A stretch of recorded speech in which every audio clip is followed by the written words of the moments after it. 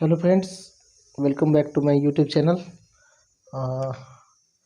इस वीडियो में हम देखेंगे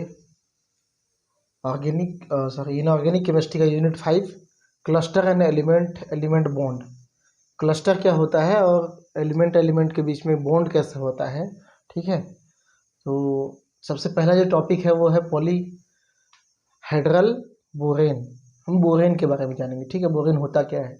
ठीक है, और इसमें इलेक्ट्रॉन डिफिशिएंसी कैसी होती है सफिशिएंसी के तुलना में। ठीक है, उसकी तुलना में डिफिशिएंसी कैसी होती है। ठीक है, तो पॉलीहेड्रल बोरेन क्या होता है। बोरेन को समझने से पहले जैसे बोरेन जो होता है वो क्या होता है, बोरान और हाइड्रोजन का एक तरह का कंपाउंड होता है। ठीक है, जैसे कि कार्बन और हाइड्रोजन के कंपाउंड को हम हाइड्रोकार्बन कहते हैं।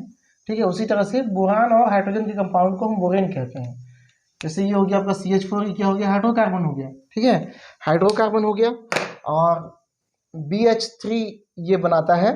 ठीक है, तो ये क्या हो गया, बोरेन हो गया। तो जनरली ये इस अवस्था में फ्री नहीं रहता, ये दो मॉलिक्यूल आपस में जुड़ के रहते हैं।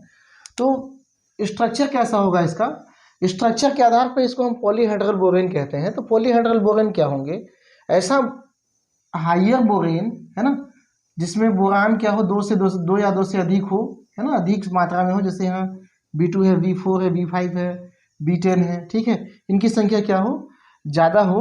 वो उनका जो संरचना को देखा जाता है तो वो कुछ स्पेशल स्ट्रक्चर कंटेन करते हैं।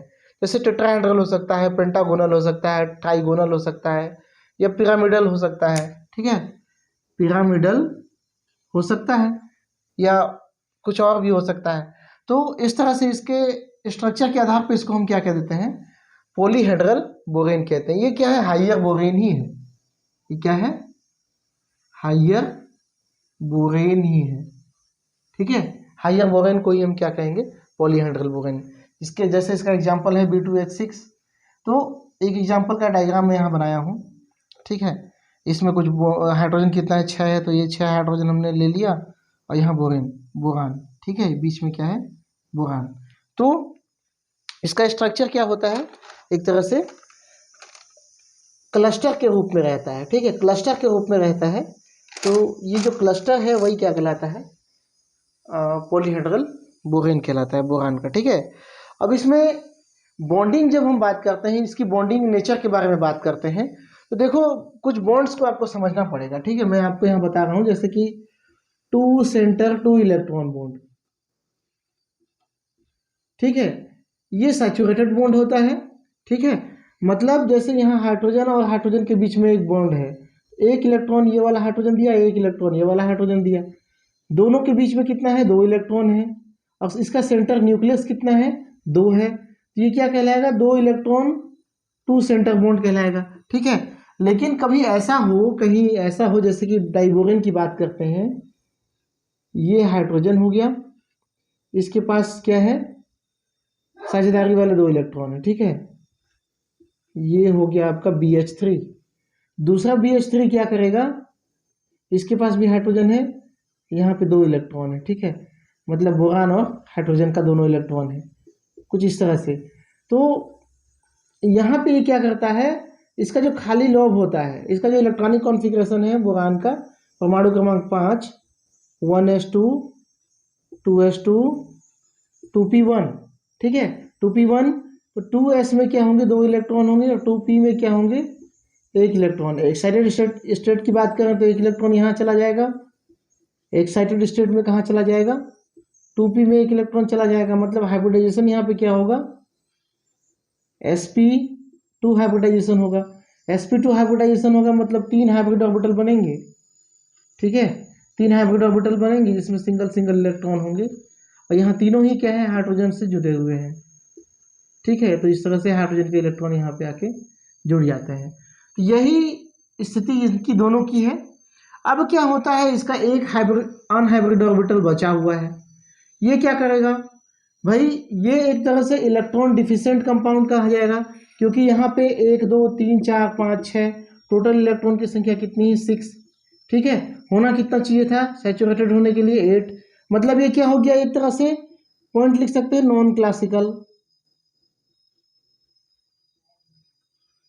नॉन क्लासिकल होते हैं, है ना। ये इलेक्ट्रॉनिक डिस्ट्रीब्यूशन, इलेक्ट्रॉनिक कॉन्फ़िगरेशन के आधार पे क्या होंगे, नॉन क्लासिकल होंगे। तो ये अपने आप को स्टेबलाइज कैसे करेंगे, ठीक है। स्टेबलाइज करने के लिए क्या करता है, यहाँ का जो लॉब है वो इसके साथ में क्या कर लेता है, बॉन्ड बना लेता है, ठीक है, बॉन्ड बना लेता है। देखो हाइड्रोजन की कैपेसिटी 2 बॉन्ड बनाने की होती ही नहीं है ना। लेकिन इस कंपाउंड में चूंकि इसको स्टेबिलिटी प्रदान करना है, तो यहाँ के जो पेयर इलेक्ट्रॉन है ना, इन दोनों का जो सिग्मा बॉन्डेड इलेक्ट्रॉन है वो कहाँ, किसके साथ बाइंड कर लेता है, बोरान के ये अनहाइब्रिड ऑर्बिटल के साथ में बाइंड कर लेता है। मतलब ये अनहाइब्रिड ऑर्बिटल अपने आप को sp3 टाइप का दिखाना चाहता है, ठीक है, यहाँ तक लेना चाहता है, मतलब स्टेबलाइज होना चाहता है, ठीक है। तो हाइब्रिडाइजेशन तो इसमें sp2 ही होता है, लेकिन जो एक अनहाइब्रिड ऑर्बिटल है वो क्या करेगा, यहाँ पे बाइंड कर लेगा। इसीलिए इसको कहा गया है इलेक्ट्रॉन डिफिशियंसी रहता है इस कंपाउंड में, ठीक है। जितने भी बोरॉन यहाँ पे देख रहे होंगे आप, है ना, एग्जाम्पल मैंने यहाँ पे 2-4 तो लिखा है, सब में क्या पाई जाएगी, इलेक्ट्रॉन डिफिशियंसी पाई जाएगी। मतलब यहाँ पे जो बॉन्ड बन रहा है वो क्या हो गया, 1 सेंटर, 2 सेंटर, 3 सेंटर। 3 सेंटर के बीच में क्या है, 2 ही इलेक्ट्रॉन है। इसको हम बनाना बॉन्ड भी कहते हैं, ठीक है, बनाना बॉन्ड मतलब इसको 3 सेंटर 2 इलेक्ट्रॉन बॉन्ड को हम क्या कहते हैं, बनाना बॉन्ड भी कहते हैं। यहाँ पे बोरेन में, डाइबोरेन में ये चीज अच्छे से देखने को मिलता है, ठीक है। तो ये क्या हो गया, नॉन क्लासिकल मॉलिक्यूल हो गया, मतलब जितने एटम है उतने उनके हिसाब से यहाँ पे इलेक्ट्रॉन सफिशिएंट नहीं है। अगर हम तुलना कर लेते हैं किससे, CH4 से, ठीक है, CH4 में अगर हम तुलना कर लेते हैं और BH3 में तुलना कर लेते हैं, तो यहाँ पे कार्बन में इलेक्ट्रॉन की संख्या कितनी है,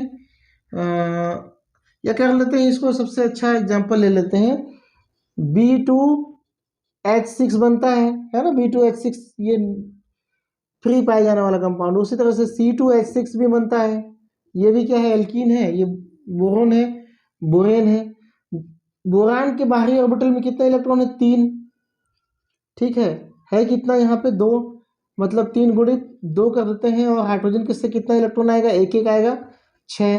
तो यहाँ पे 2, 3 दूना 6 और 6 कितना हो गया, टोटल इलेक्ट्रॉन 12 हो गया, ठीक है। जबकि होना कितना चाहिए, ये न्यूट्रल कंडीशन है, इसमें सारे के सारे 2 इलेक्ट्रॉन और 2 सेंटर वाले बॉन्ड पाए जाते हैं। तो यहाँ से कैलकुलेट कर लेते हैं, कार्बन में क्या होता है, 4 गुणित 2 बाहरी ऑर्बिटल में, ठीक है, प्लस 6, 4 दूनी 8 और 6 कितना हो गया, 8 प्लस 6 हो गया आपका 14।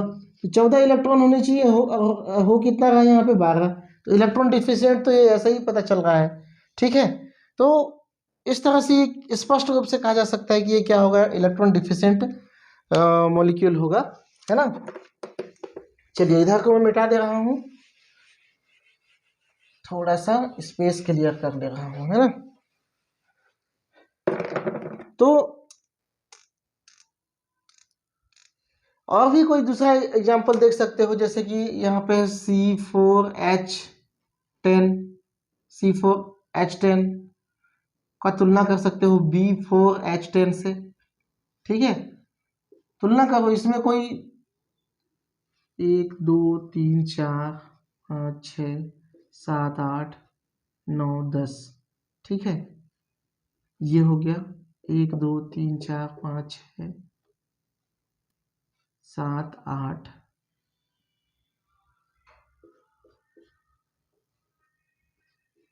10। यहाँ पे सभी जगह क्या है, हाइड्रोजन है। अगर इस तरह से भी तुलना करोगे, ठीक है, तुलना नहीं कर सकते क्योंकि इसका स्ट्रक्चर में, मतलब सीधा सीधा मैं आपको ये कह सकता हूँ कि यहाँ पे क्या होगा, बनाना बॉन्ड होगा। अब क्या तुलना करोगे इसको, ठीक है, क्या तुलना करोगे इसको, इसके जैसा इसका स्ट्रक्चर होता ही नहीं है ना। आप स्पष्ट सीधा सीधा यही लिख दो कि यहाँ पे क्या होता है 3 सेंटर 2 इलेक्ट्रॉन बॉन्ड होता है, इसीलिए क्या है, इलेक्ट्रॉन डिफिशिएंट कंपाउंड है।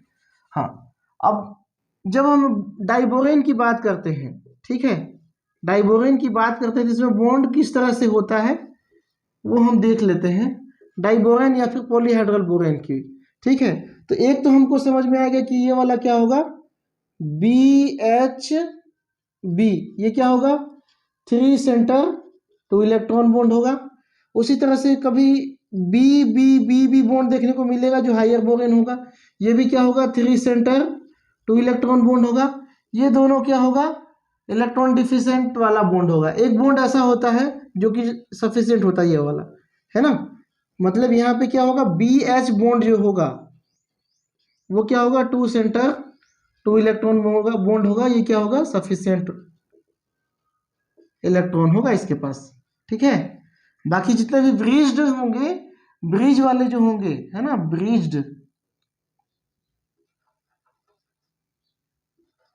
ब्रिज्ड एटम क्या होंगे, 3 सेंटर 2 इलेक्ट्रॉन बॉन्ड वाले होंगे, ठीक है। तो ये छोटा सा टॉपिक था जो आपके फर्स्ट पार्ट में बोरेन के इंट्रोडक्शन में दिया हुआ है। तो आप इसको नोट्स बना लीजिए, नोट कर लीजिए, और चैनल में बने रहने के लिए बहुत बहुत धन्यवाद। अब इसके आगे लगातार इसी यूनिट का वीडियो आता रहेगा। तो चैनल में अगर आप देख रहे हैं इस वीडियो को, पसंद आया तो लाइक कीजिए और चैनल को सब्सक्राइब कर लीजिए, ठीक है, ताकि आगे आने वाला वीडियो जो है आपको मिलता रहे और देख पाएँ, ठीक है। Thank you.